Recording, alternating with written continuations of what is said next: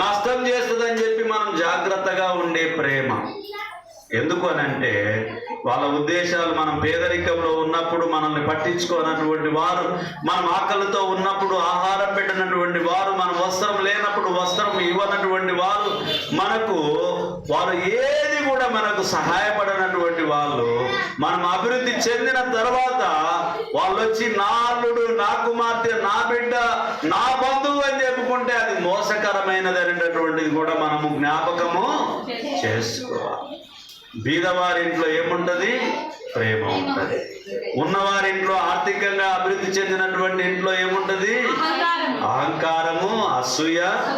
ఇంకా వాళ్ళ దగ్గర ఎప్పుడు వెళ్ళిపోతాడు నాయన ఈడ అన్నట్లు ఉంటుంది.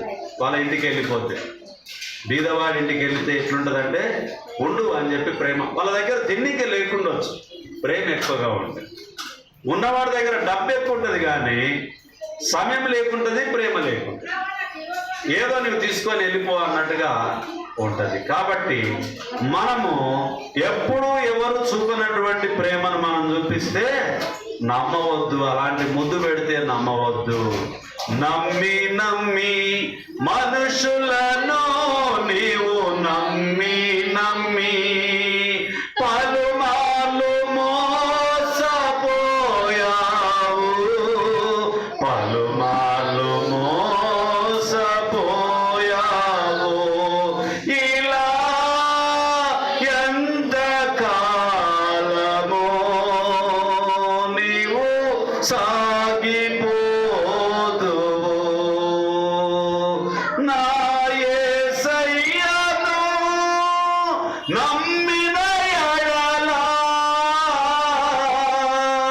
శాశ్వతమైన కృపను నీకు నిశ్చయమే.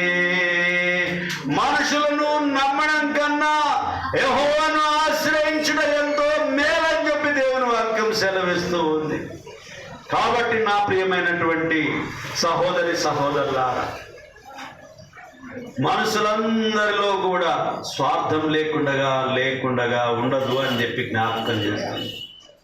కాబట్టి దేవుని వైపు మనం చూసేవారిగా, పవిత్రమైనటువంటి ముద్దు పెట్టుకునేటటువంటి దేవునిగా ఉన్నటువంటి దేవాది దేవుని వైపు మన ఉద్దేశాలు, మన ఆలోచనలు, మన ప్రణాళికలు దేవుని మాటలకు లోబడి జీవించేటటువంటి వారిగా మనం ఉండాలి. ఎందుకనంటే ఈ లోకంలో మోసం ఎక్కువ, ప్రేమ తక్కువగా ఉంటుంది. కీర్తనలు 2వ కీర్తన 12వ చరణాన్ని ఆలోచన చేద్దాం. ఆయన కోపము త్వరగా రగులుకొనును, కుమారుని ముద్దు పెట్టుకొనుడి, లేని ఎడల ఆయన కోపించును. ఆయన కోపం ఎంతసేపు ఉంటుందంటమ్మా? కొద్దిసేపే ఉంటుందంట. మన కోపము సచ్చినంత వరకు అనేడు. మన కోపం సచ్చినంత వరకు కూడా చల్లారదు మనకు. ఎట్లా అంటే కోపం లేదని మనం అనుకుంటాం కానీ మనిషి అయితే ధ్యాసలే ఉంటాడు. మనిషి ధ్యాసలో ఉన్నాడు అని అంటే కోపం ఉన్నట్టుగానే.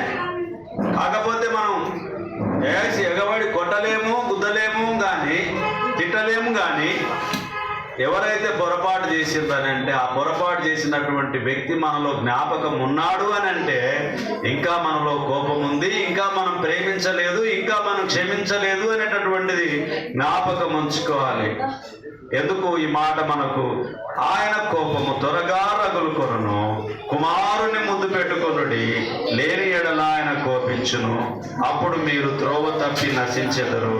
ఆయనను ఆశ్రయించు వారందరూ ధన్యులు. ఎవరిని ఆశ్రయించాలి? మనము దేవుణ్ణి ఆశ్రయించాలి. మనం ఏమనుకుంటామని అంటే ఈయన నాకు గొప్పవాడు, ఈయన నాకు తెలుసు, ఆయన నాకు తెలుసు అని చెప్పి ఎంతో మంది ఫోన్ నంబర్లు పెట్టుకుంటాం. మనం కష్టాలు వచ్చినప్పుడు ఎవరు రారయ్యా, కన్నీళ్లు గాడ్చేటప్పుడు ఎవరు రారయ్యా, ఎవరు రా. ఎందుకు అని అంటే దేవుని వాక్యం సెలవిచ్చింది చాలా సందర్భంలో ఎవరికి ఎవరు గారు దేవుణ్ణి ఆశ్రయించాలి. ఆయన పంపినటువంటి కుమారుని మనం ముద్దు పెట్టుకోనాలి అని చెప్పి దేవుని వాక్యం సెలవిస్తుంది. ఆయనను ఆశ్రయించినటువంటి వారికి ధన్యులు అని చెప్పి సెలవిస్తూ ఉంది. మనం ఏం చేస్తామనంటే మనకిష్టమైనటువంటి మార్గములనే మనం ప్రయాణం చేయాలని ఆలోచన చేస్తూ ఉంటాం. కాబట్టి దేవునికి కోపం రేపకుండగా తన కుమారుని యందు భయభక్తులు కలిగి జీవించేటటువంటి బిడ్డలుగా, కుమారులుగా, కుమార్తెలుగా మనం ఉండాలి అనేటటువంటిది ఆలోచన చేయాలి. 85వ కీర్తన 10వ చరణాన్ని చూద్దాం. 85వ కీర్తన 10వ చరణం. కృపా సత్యములు కలుసుకొనినవి, నీతి సమాధానములు ఒకదానినొకటి ముద్దు పెట్టుకొనినవి. ఏమేం చేయాలంట? నీతి సమాధానాలు ఒకదానితో ఒకటి ముద్దు పెట్టుకొనినవి. మనం ఏం చేస్తాము అని అంటే నీతి వద్దు మనకు, సమాధానం వద్దు మనకు, డబ్బే ముద్దు. డబ్బు ఉంది అనుకోండి, నీతి వద్దు, సమాధానం వద్దు. సమాధానం కరువ ఈరోజు ప్రపంచంలో అల్లాడుతున్నారు ప్రజలు. డబ్బుంది, సమాధానం లేదు. డబ్బుంది, నీతి లేదు. నీతి సమాధానం ఒకదానికొకటి ఏం చేస్తున్నావు అంటే మళ్ళీ చదువుతుంది.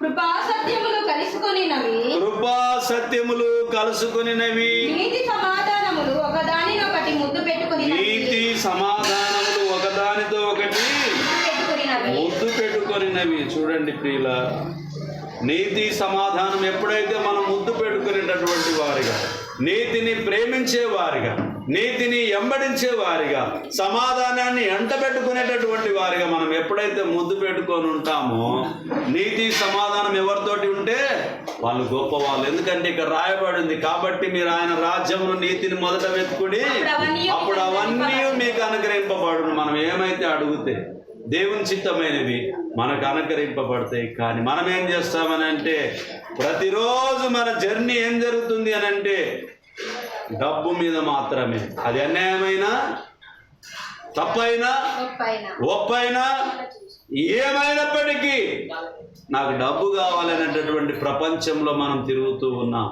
మన చుట్టూ ఉన్నటువంటి వ్యవస్థ కూడా అలాగునే అది ఉవ్వెత్తున బలపడుతూ ఉంది. డబ్బు ఉన్నటువంటి వాళ్ళు అంచెలంచెలుగా అభివృద్ధి చెందుతూ ఉంటున్నారు.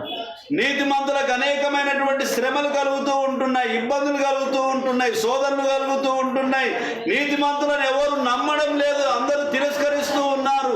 అయినప్పటికీ కూడా నీతిని, సమాధానాన్ని మనం ఏం చేయాలి? ముద్దు పెట్టుకోవాలి.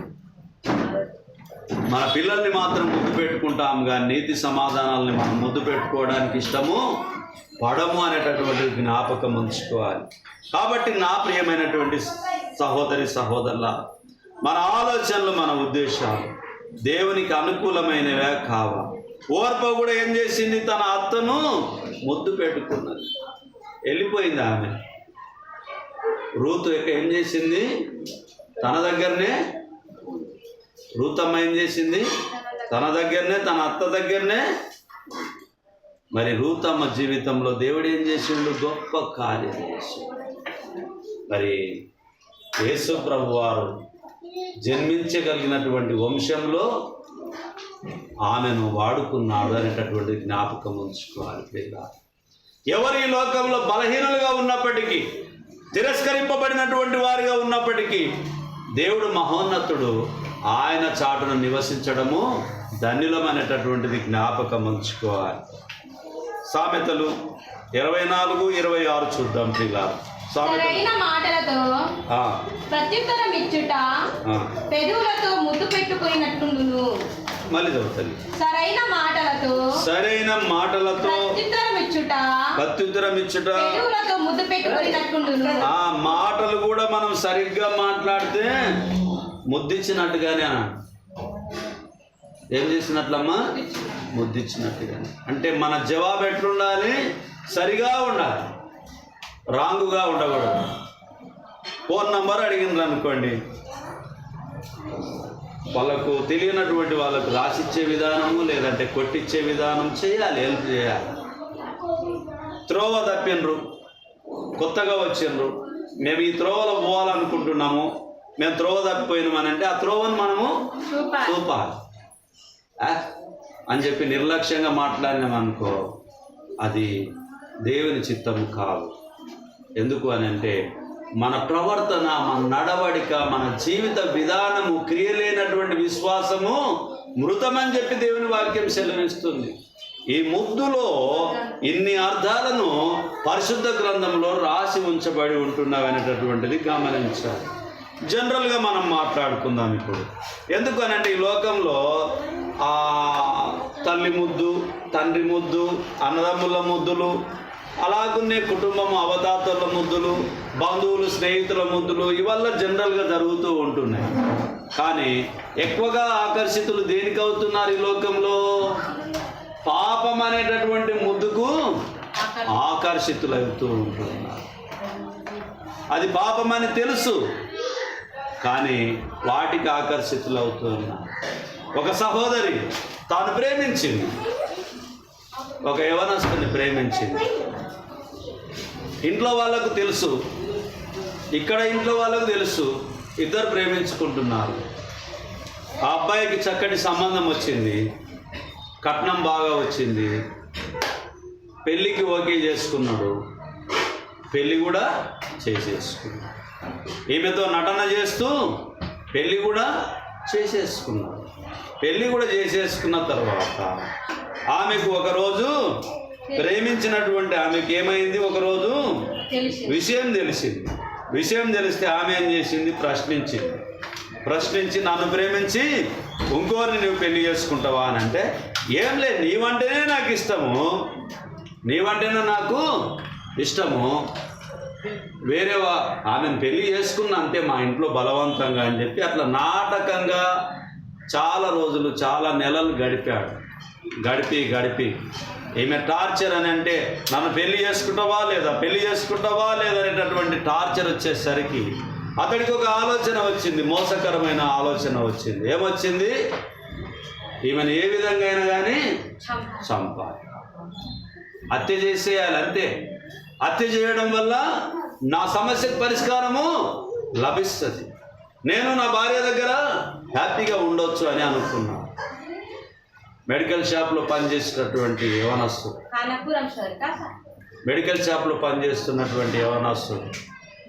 ఆమె ఎక్కడైతే హైదరాబాద్లో పని చేస్తుంటుందో ఆ పని చేసే స్థలానికి వెళ్ళి బాగా సంతోషంగా ఏం తినిపించాలో తినిపించాడు, బైక్ మీద తీసుకొని వచ్చాడు. మరి మన దగ్గరనే కొద్ది దూరంలో మరి ఆమెను మత్తురానికి ఆ మత్తు మాత్రలు ఆమె ఆ కూల్ డ్రింక్స్లో దాంట్లో కలిపేసి ఆమెను చంపేశాడు. అమ్మ పట్టు ఇట్లా నాకు తెలియదు ఆ విషయం, ఆయనకు చెప్పండి, నా దగ్గర చిల్లర లేదు. ఆ తర్వాత ఆయన ఏం చేశాడు, ఆమెను చంపేసి మరి చచ్చిపోయిన తర్వాత, ఉరిపోసి చంపిన తర్వాత ఆమెను మళ్ళీ ఏం చేసిండు, పెట్రోల్ తీసుకొని వచ్చి అంటించేసాడు. ఏం చేసిండయా? పెట్రోల్ తీసుకునేటప్పుడు కూడా ఈ పాప ఉంది ఎంబడ. పెట్రోల్ తీసుకునేటప్పుడు కూడా ఈ పాప ఉంది ఎంబడ. కూల్ డ్రింక్ తాగేటప్పుడు ఈ పాప ఉంది ఎంబడ. బైక్ మీద వచ్చేటప్పుడు ఈ పాప ఉంది ఎంబడ. ఈమె లేకుండా ఏమీ చేయలేదు, మనసులో మాత్రం ఆ ప్లాన్ అల్లుకొని ఉన్నాడు. ముద్దిచ్చాడు, ప్రేమించాడు, కానీ తన ఉద్దేశంలో ఏమనుకున్నాడు, మర్డర్ చేయాలనుకున్నాడు, చంపాలనుకున్నాడు. కాబట్టి నా ప్రియ సహోదరి సహోదరులా, ఎవరు పడితే వాళ్ళు ప్రేమిస్తామనంటే మీరు మోసపోవద్దండి. మనుషుల ప్రేమలో మోసాలు ఉన్నవి అనేటటువంటి దేవుని వాక్యం సెలవిస్తూ ఉంది. యేసయ్యతో పాటు ఉన్నటువంటి యూదా ఇస్కరియతే మోసగించాడు. యేసేపు అన్నదమ్ములే యేసేపును మోసగించారు. కనుకున్న కుమారుడే ఇసాకును మోసగించాడు. ఇలా మనం ఆలోచన చేస్తే అబ్షలోము ప్రజలను మోసగించాడు. ఇలా మనం ఆలోచన చేసే చాలా విషయాలు క్లుప్తంగా మనం ఆలోచన చేస్తే మోసకరమైనటువంటివి అనేకంగా ఉంటూ ఉన్నటువంటి జ్ఞాపకం ఉంచుకోవాలి. కాబట్టి మన జీవితంలో, మన ఆలోచనలో, మన ఉద్దేశాల్లో ఏం చేయాలి? ఉత్తమమైనటువంటి మార్గము, దేవుని ప్రేమను ఎక్కువగా మనం ఇష్టపడాలి. మనుషుల విషయంలో జాగ్రత్తగా ఉండాలి. పాములైనా పర్వాలేదు, ఒకసారి అవి కరిస్తే దానికి మందు ఉంటుంది, కానీ మనిషి కరిస్తే మాత్రం మందు లేదు. మనిషి చాలా ప్రమాదకరమైనటువంటి వ్యక్తి. మానవుని ఉద్దేశాలు, మానవుని యొక్క ఆలోచనలు చాలా ప్రమాదకరంగా ఉంటాయి. కాబట్టి మనుషులతో మనం ఏం చేయాలి? అతి జాగ్రత్తగా ఉండాలి. కొద్ది జాగ్రత్త కాదు, అతి జాగ్రత్తగా. ఎందుకనంటే ఎవరిని ఎవరు నమ్మే కాలంలో లేదు. ఆ అమ్మాయి ప్రేమించిన తప్పుకు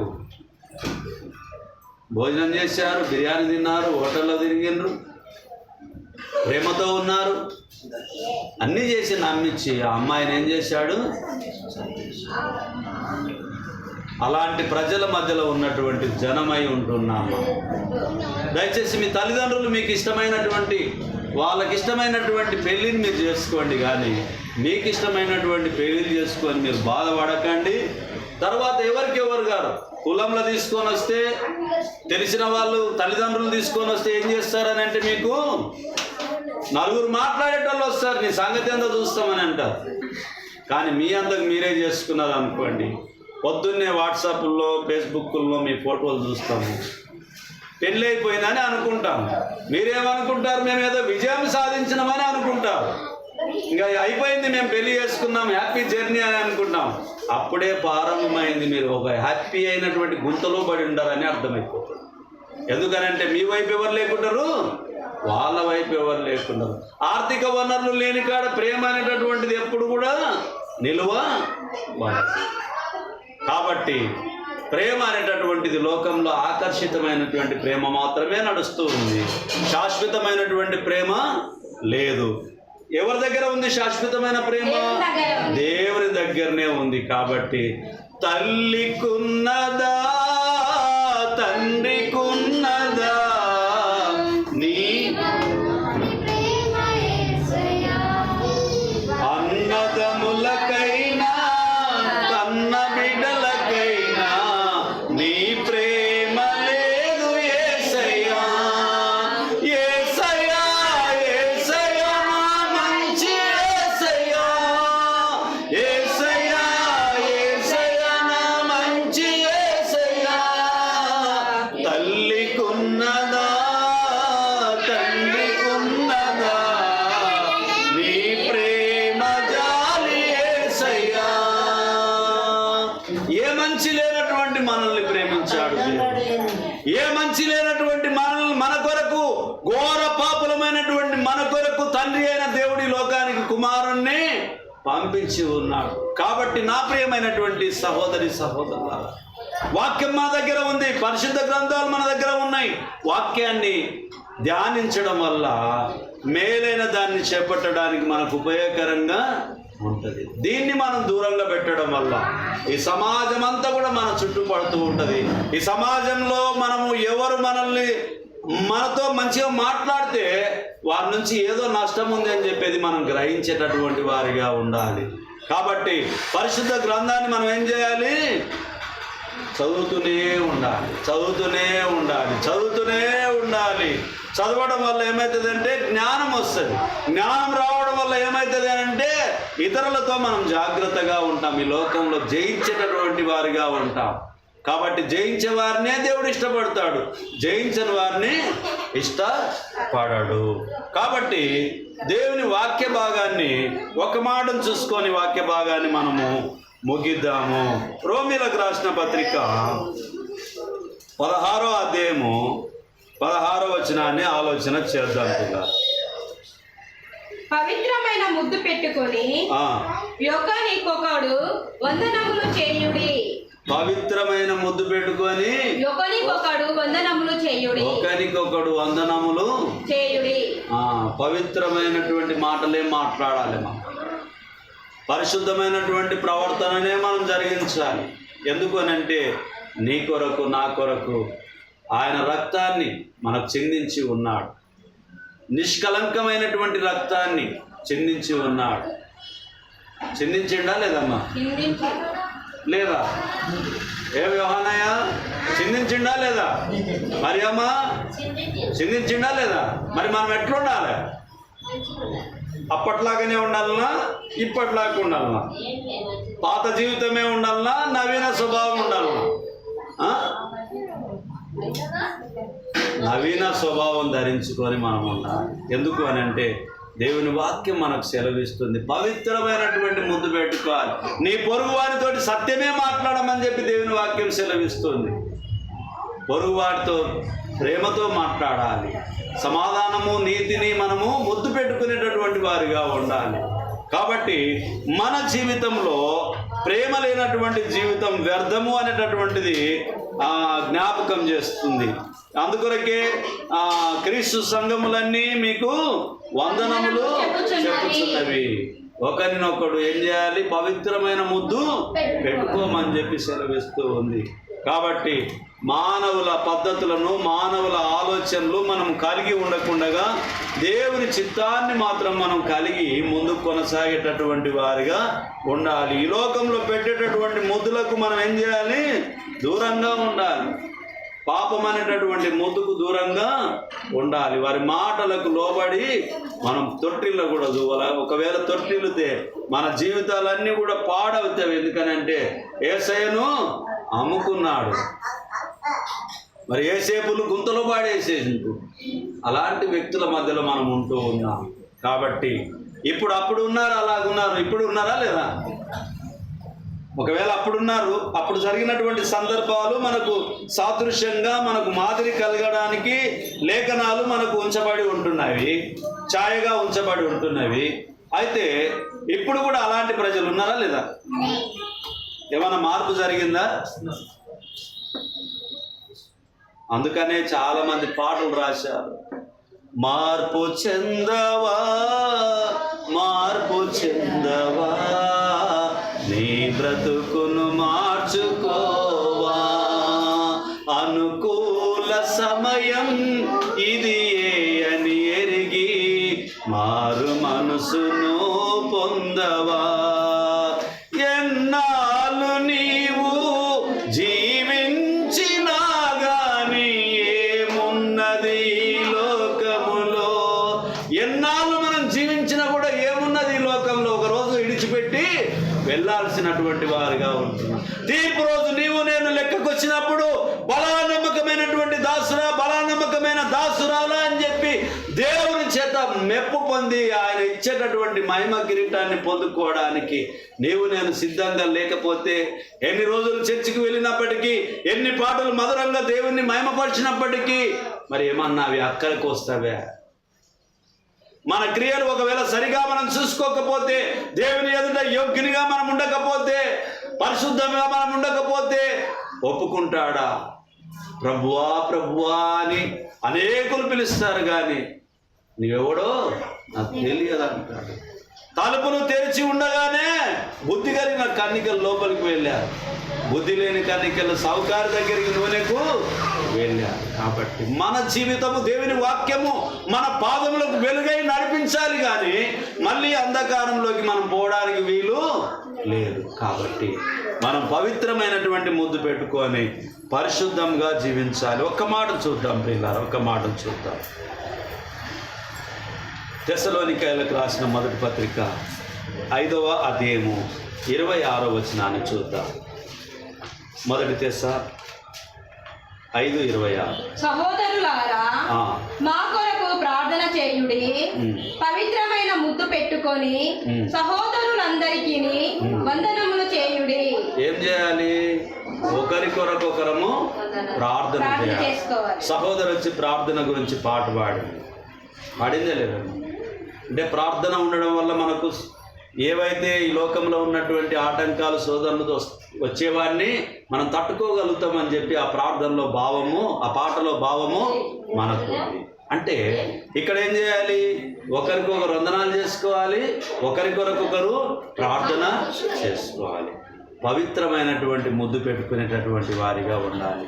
అబ్సలోం లాగా ఉండొద్దు. మరి ఇస్కరేతు యూదాలాగా మనము ఉండొద్దు.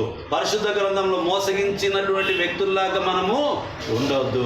పవిత్రమైనటువంటి ముద్దు పెట్టుకొని దేవుని యందు భయభక్తులు కలిగి నివసించి ఆయనకు లోబడి జీవించేటటువంటి బిడ్డలుగా, కుమారులుగా, కుమార్తెలుగా మనం అందరం ఉండాలి. చిన్న ప్రార్థన చేసుకుందాం. సర్వ సృష్టికి కారణభూతుడైనటువంటి మా ప్రియ పరలోకపు తండ్రి, మీ పరిశుద్ధమైన నామాన్ని బట్టి మీకు వందనములు చెల్లించుకుంటున్నాం నాయన. ఇదిగో తండ్రి, కొద్దిసేపు ముద్దు గురించి, పరిశుద్ధమైనటువంటి ముద్దు గురించి కొన్ని విషయాలను మేము నేర్చుకొని ఉంటున్నాం నాయన. మీకు వందనములు చెల్లించుకుంటున్నాం. వాక్యం ద్వారా అనేక విషయాలు ఇంకా లోతుగా వెళ్ళాల్సినటువంటివి ఉన్నాయి నాయన. మా సమయాన్ని బట్టి కొద్దిగా కుదించుకొని, కొద్దిగా మాట్లాడుకొని ఉన్నాం నాయన. వీటిని తీసి మళ్ళీ అప్లోడ్ చేసి యూట్యూబ్లో అప్లోడ్ చేయనై ఉంటుండగా దీవించి ఆశీర్వదించండి. మీ చిత్తమైతే ప్రజల దగ్గరికి ఈ ఒక వాక్యాన్ని చేరవేయడానికి మీరు కృప చూపించి సహాయం చేయమని వాక్యం విన్నటువంటి మా ప్రియులందరినీ దీవించి ఆశీర్వదించండి.